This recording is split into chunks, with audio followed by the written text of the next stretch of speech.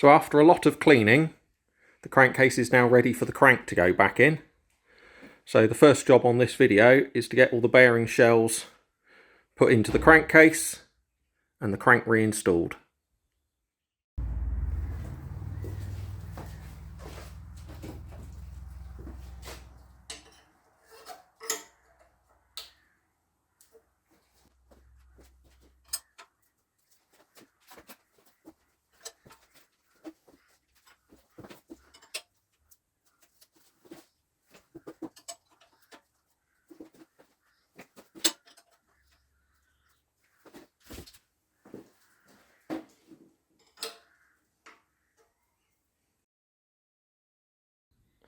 So here we have a refurbished idler with new bearings in it. We haven't split the chain on this engine. You can either split the chain or you can, in the way we're putting it back together again, you can do it without doing that. So as we're lowering the crank in, I'm going to put the idlers back in because they won't go in afterwards because of the vibration damper on the end of the crankshaft.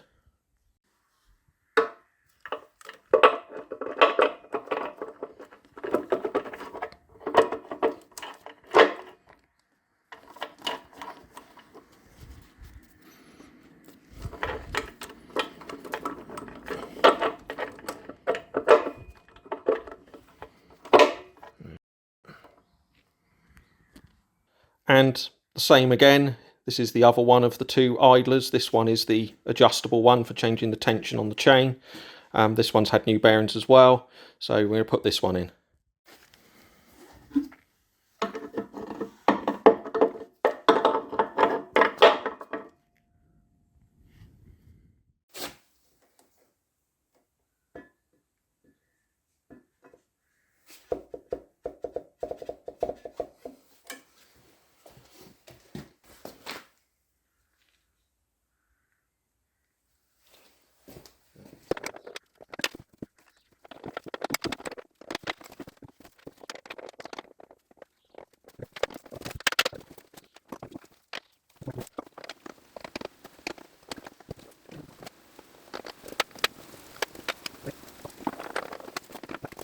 With the crank now lowered back in, we're just about to put in the thrust bearings. You may remember from one of the earlier videos that the end float was over the upper limit that is allowed, which is 9 thou. So these thrust bearings are now slightly thicker than the ones that came out. So once these are in and everything else is tightened down, we'll recheck the end float.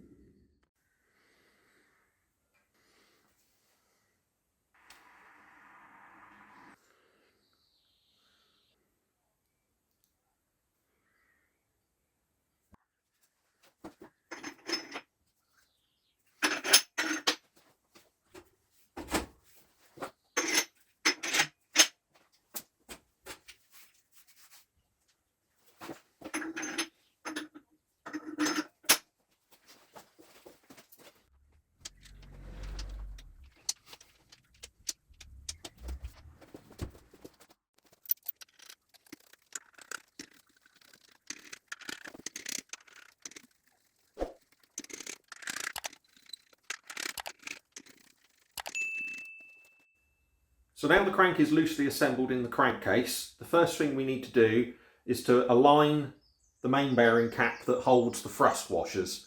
Now, what you do to do that is give it the crank a light tap from either end, which will align the cap. We can then check the crankshaft end float. If you've watched the earlier video, you'll know that it was a little bit out of tolerance on this, so this now has different thickness thrust washers in, so we can check that that's now corrected the end float. Once we've done that, we can then tighten all the main bearing caps up.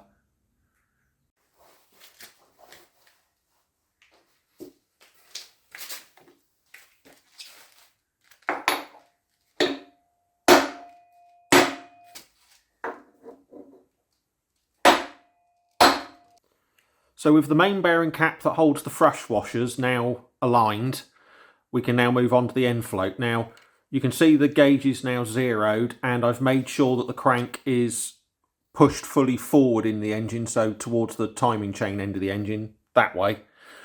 So what I'll do now is just pull it back the opposite direction so we can see how much play we've got.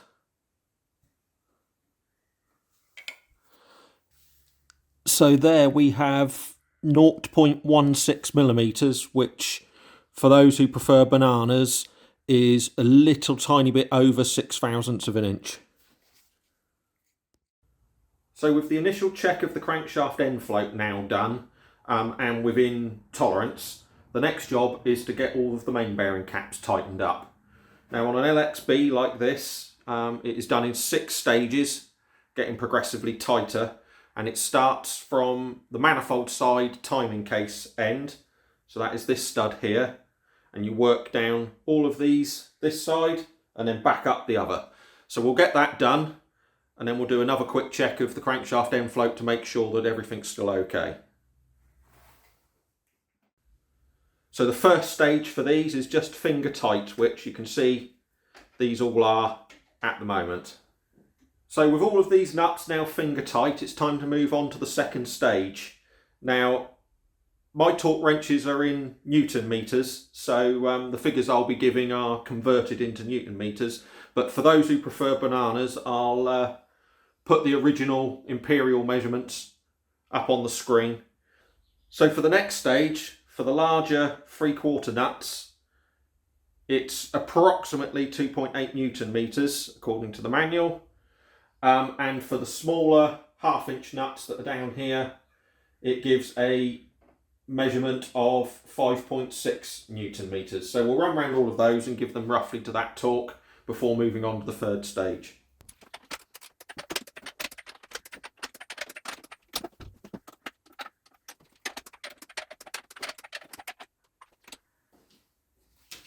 So with that stage done, it's now time to move on to stage 3. Now that gives 19.8 Newton meters for the larger and 16.9 for the smaller ones down this end.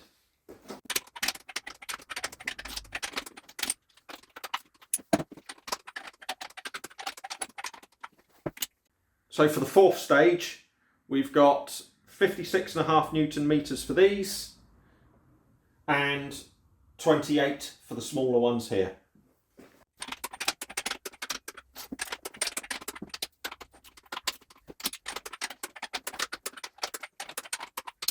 So for the next stage, we've got 119 Newton meters for these and 40 for the smaller nuts.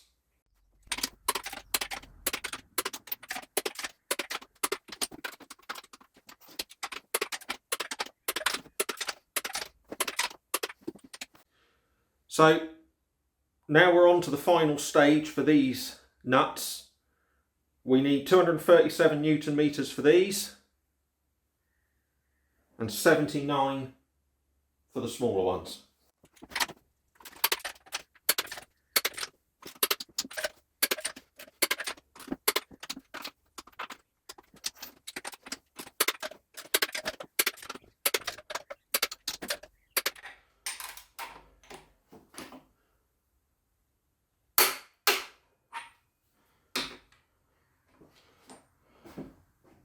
So with those all tightened, we'll do another quick check of the crankshaft end float to make sure that that's all still okay, and then move on to putting the rods through that go through from the sides of the crankcase. So now we've got the crankshaft all torqued in, and we'll do the final check of the crankshaft end float to make sure that that's all okay.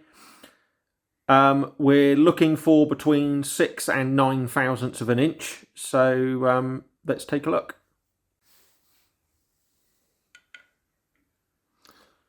So it's changed a tiny bit since before the crank was torqued in. So we've got sort of an extra 0.005 of a millimetre. So that makes the total measurement 0.165, which is 6.5/1000 of an inch. So really good, right at the bottom end of the allowable tolerance. So we'll move on now to fitting the studs in. So with the crankshaft all now installed and all the caps torqued up and the end float checked, our next job is to install these cross studs. Now, a bit like the main studs, these have 3 stages of torque to get them up to the correct torque setting.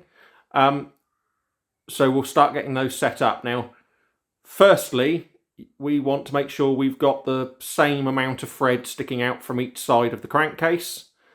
As these go through into the main bearing caps, oil can work its way into the holes that these run in. So as we put it together, we'll put a little smear of sealant under each one of the washers.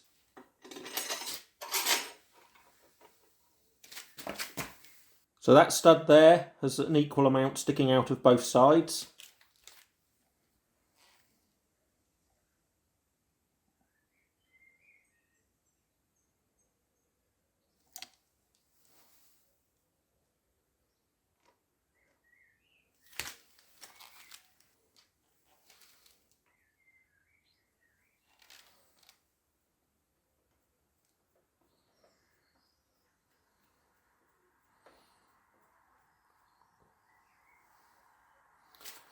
So that's that one in. Now we'll move along all the rest before coming back through to torque them up.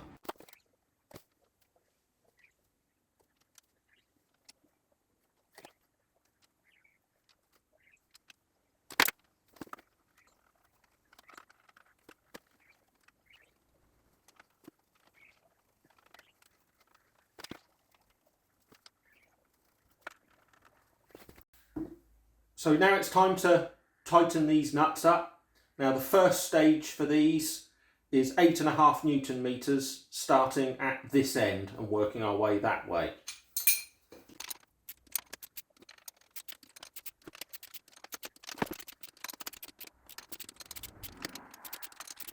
So now we've finished stage 1. Stage 2 is 19 Newton meters. So now for the final stage, which is 37 Newton meters.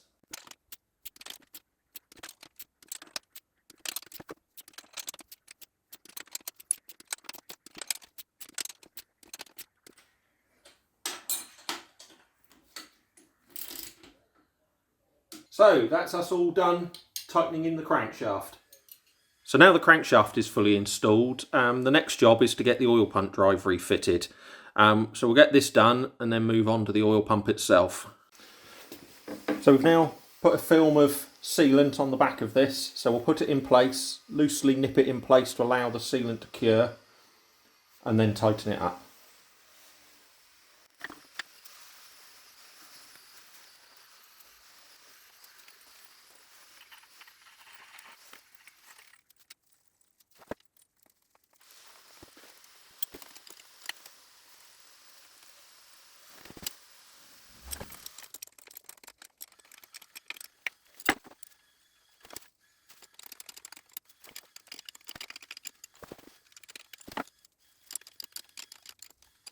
Right, so that's just loosely nipped in place. We'll give that about 10 minutes for the sealant to start to cure, and then we'll tighten it right in. So about 10 minutes has passed since the last bit of video, so get this all done up tight and then move on to the oil pump.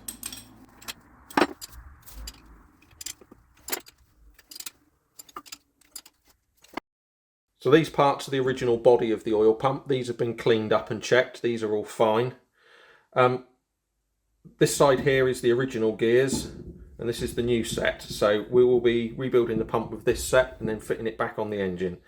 The gear sets come with a replacement pin, which you can see in the body here. I've already changed that. So this one in here is the new one. That's the old one that comes from this, this set of gears. So first of all, we're going to loosely put it all together and make sure that we don't have any pinching or anything as the pump gets pushed together. So we're just going to lightly lubricate everything as we put it together.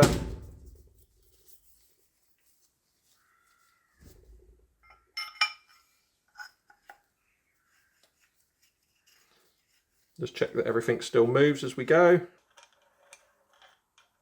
So as I said in the last video, this set of gears is the gears that actually is for oil pressure that pumps the oil around the engine system.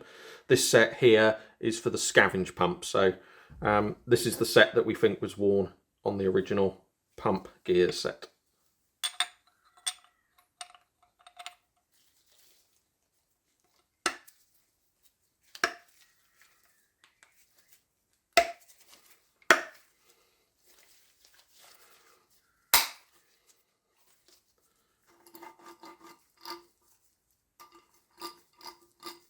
Yep, so that all turns okay. So there's a keyway here. So both gears are driven from the oil pump drive here. That's all looking good.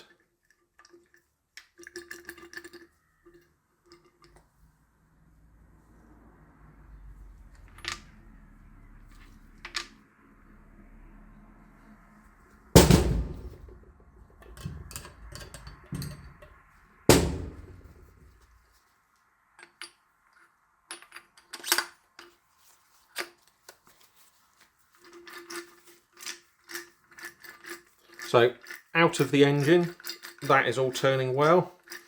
Now obviously as we bolt it down into the engine, this might pinch up a bit. So what we'll need to check is that it all still turns freely once we do that.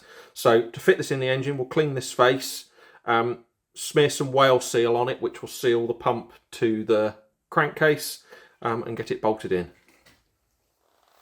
So I've degreased the bottom of the crankcase and the oil pump, so we're going to smear it with some whale seal to seal between the oil pump and the crankcase.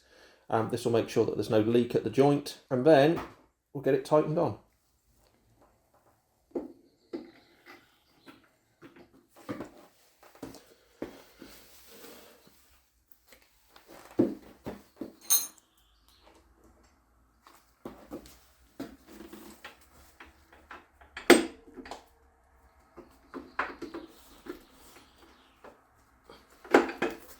There we go, that's it engaged with the oil pump drive. We can now bolt it down.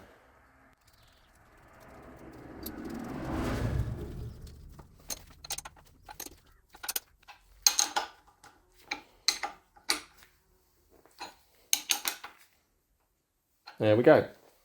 So with the oil pump now installed, we're now going to fit the Scavenge pipework to the front end and get the main bearing pipework back in. Right, so we're now all ready to put the oil pipework back in. All the components have been cleaned up, and all the O-rings have been replaced in all the components where there are O-rings. So we'll start putting it all back together again.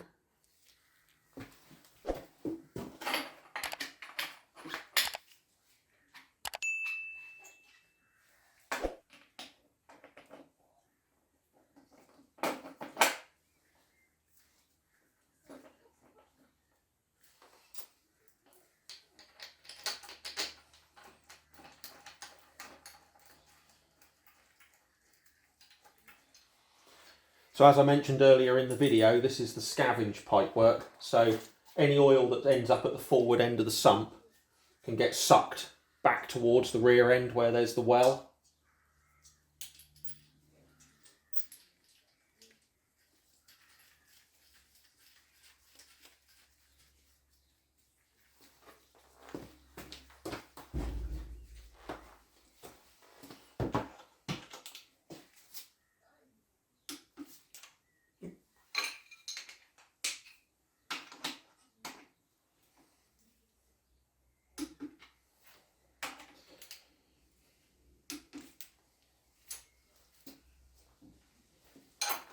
Right size spanner would help.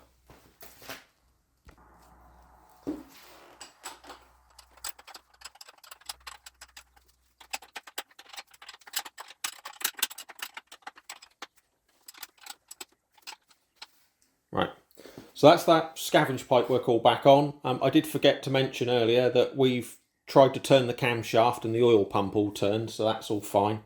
So now we're going to put the main bearing pipework in, and there's something to watch out for when you're doing this. These are the sections of pipework that go between each main bearing cap. And if I lay them out here, what you'll see is that they're not all the same length. There's one that's shorter. And then you've got the one that is the T-piece that comes to the oil hole in the gap in the crankcase, and that one's shorter as well.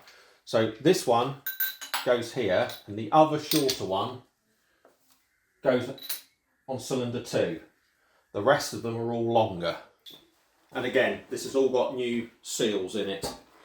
One thing we did find is the seals in here that sealed to the tubes were all split and falling to pieces, so that may have been contributing to the lower oil pressure.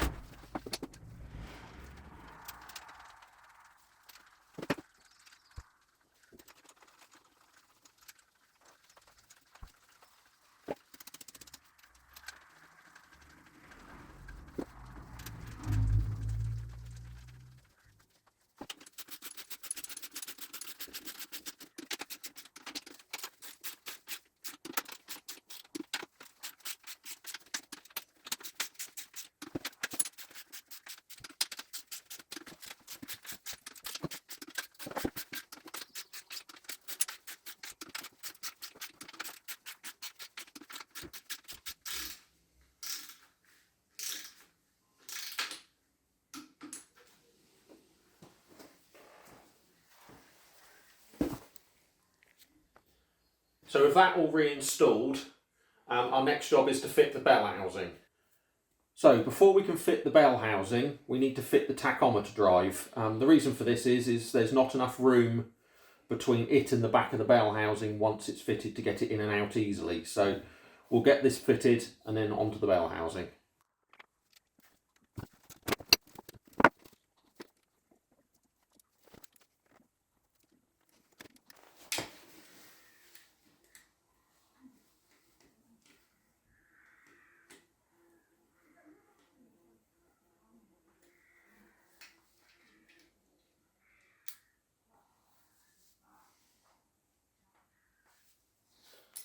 So that's the tachometer drive back on, so we'll get ready to fit the bell housing.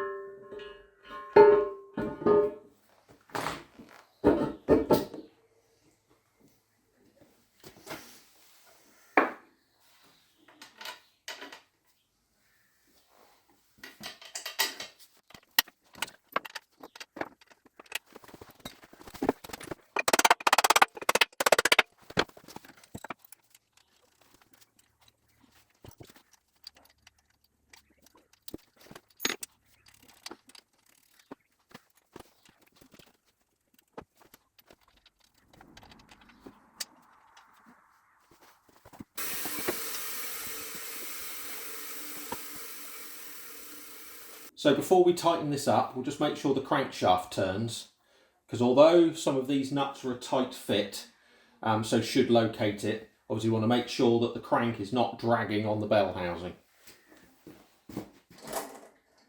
Which at the moment it isn't, so that's all good.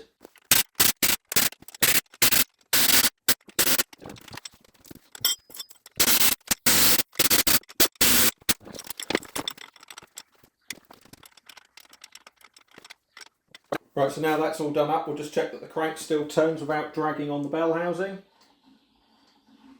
which it does. With the engine now back up the right way, we can finish the installation of the camshaft.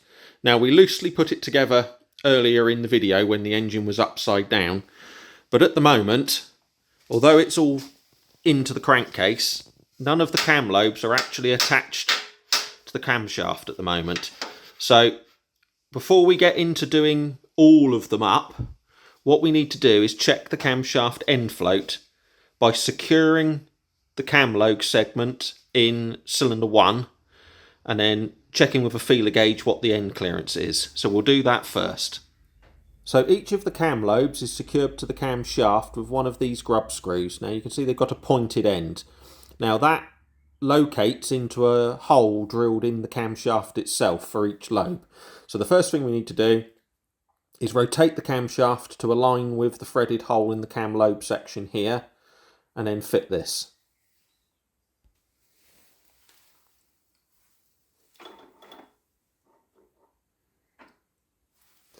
And there we are aligned. You can probably just about see it on the camera. So we'll fit this screw and then we can check the end float.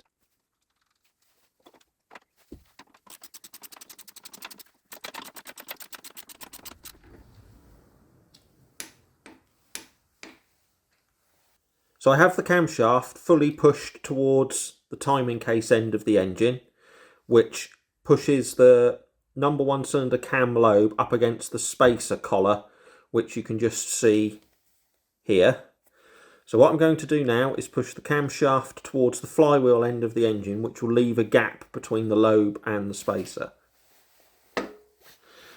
So you can see the gap's just opened up there. So what we're looking for is for that gap to be between 4 and 6 thousandths of an inch. If it's within that range, we're good. If it's not, then we'll need to adjust the collar until it is. So we have here a 4 and 6 thou feeler gauge. So what we'll do is check whether the 4 fits. If it does, then we'll try the 6. As long as the 6 doesn't fit, then the clearance is okay and within range.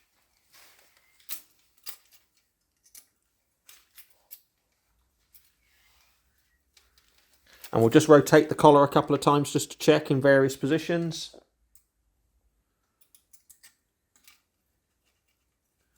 And the 4 thou feeler gauge fits.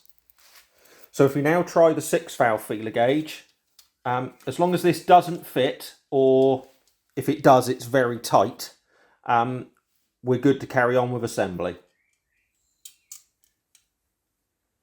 Doesn't fit there. Doesn't fit there. Doesn't fit there. So we have end float of between 4 and 6 thou, so we're good to carry on with the assembly of the camshaft.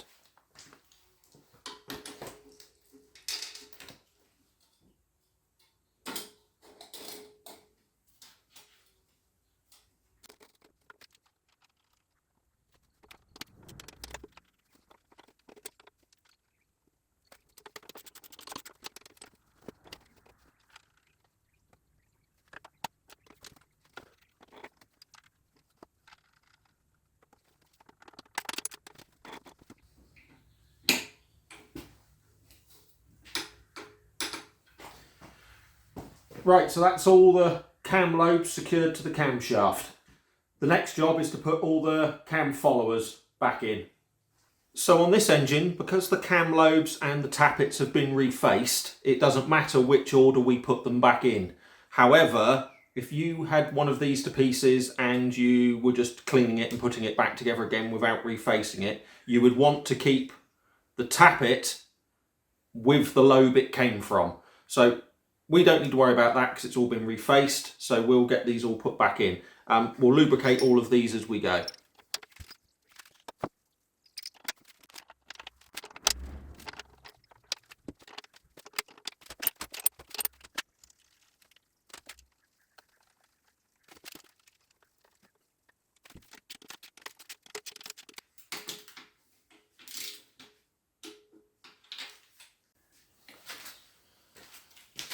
So with those all now reinstalled, just do a quick turn of the cam, make sure they all go up and down without sticking.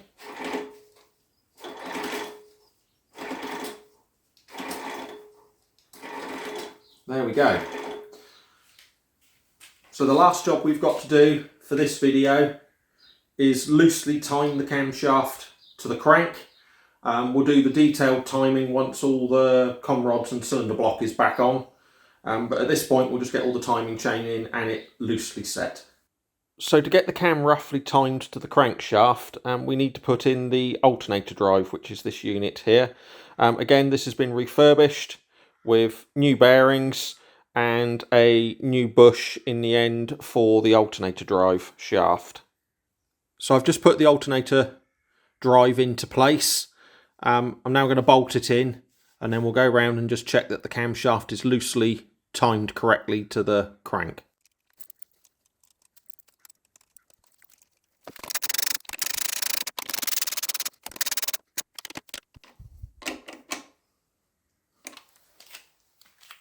So with all the components of the timing chain assembly installed, we can now check that the crankshaft and camshaft are loosely timed together.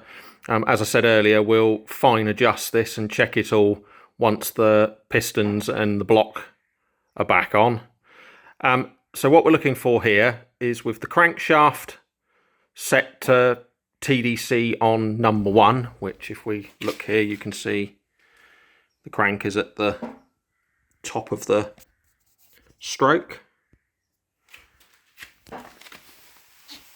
For rough timing, you can see a dot here, and if we come to the other side of the crankcase, you'll see there's another one stamped here. Now, this line across between the two needs to line up with the 2 dots on the cam wheel. Now, all that will do is put it roughly in time, because these 3 bolts here are slotted, which will allow a certain amount of movement of the camshaft. But we will do that later once the block is back on and the pistons are all in. So that's all we have time for on this video, but join us in the next episode where we will continue the rebuild. If you've enjoyed watching this video, please consider liking and subscribing. Thank you for watching, and see you next time.